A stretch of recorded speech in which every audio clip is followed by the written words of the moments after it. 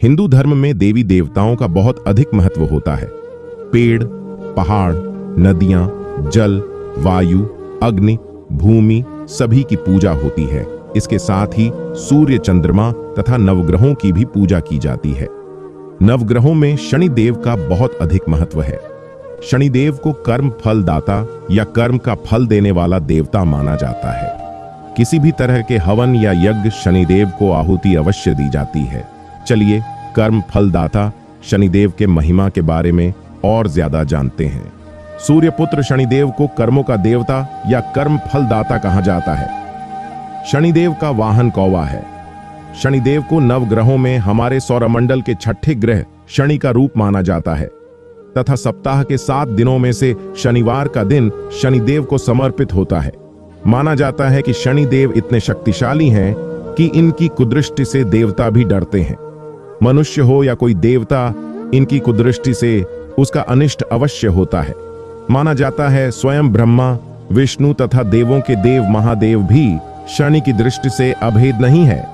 शनिदेव की दृष्टि एक राजा को भिखारी बना सकती है तथा जिस इंसान पर शनिदेव की कृपा हो जाती है वह एक भिखारी से राजा तक बन सकता है।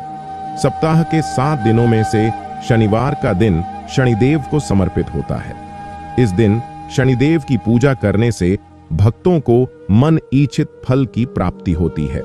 शनि केवल उनकी क्रूर दृष्टि के लिए नहीं बल्कि शनिदेव को उनकी शुभ दृष्टि के लिए भी जाना जाता है।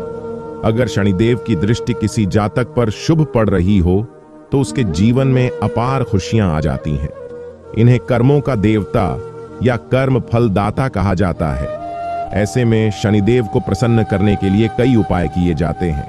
शनिवार के दिन शनिदेव के मंदिर में जाकर सरसों के तेल का दिया जलाने से तथा 7 तरह का अनाज चलते पानी में प्रवाहित करने से शनिदेव की कृपा होने लगती है। शनिवार के दिन काले रंग के कुत्ते को भी तेल लगाकर रोटी खिलानी चाहिए। इससे भी शनिदेव की कुदृष्टि का प्रभाव कम होने लगता है। चलो हम शनिदेव के जन्म की कथा के बारे में थोड़ी चर्चा करते हैं। विश्वकर्मा की पुत्री संध्या का विवाह सूर्यदेव से हुआ था, लेकिन संध्या सूर्यदेव की तेज गर्मी को सहन नहीं कर पाती थी।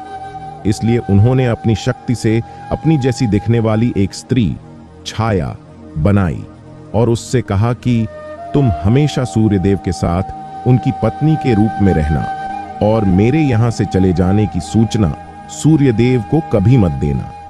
यह कहकर संध्या अपने पिता के घर वापस आ जाती है। वहां सूर्यदेव और छाया से एक पुत्र का जन्म होता है जिसका नाम शनैश्चर रखा जाता है। शनैश्चर के जन्म से सभी देवता तथा मनुष्य भयभीत हो गए थे क्योंकि उन्होंने तीनों लोकों पर अधिकार कर लिया था।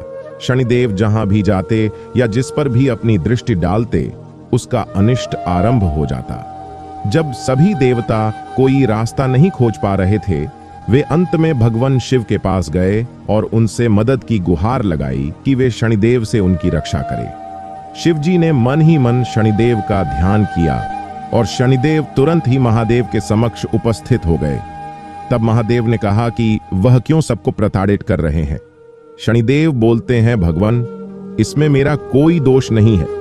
मेरी जन्म से ही ऐसी प्रवृत्ति रही है कि मैं अशांत रहता हूं। कृपा करके मेरे लिए कोई अच्छा मार्ग सुनिश्चित करे।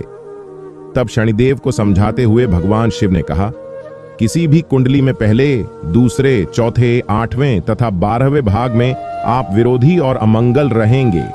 कुंडली के तीसरे, छठे या 11वें भाग में रहने पर आप लाभकारी होंगे और इसीलिए आपकी पूजा भी की जाएगी, जबकि कुंडली के 5वें, 7वें तथा 9वें भाग में आप तटस्थ होंगे।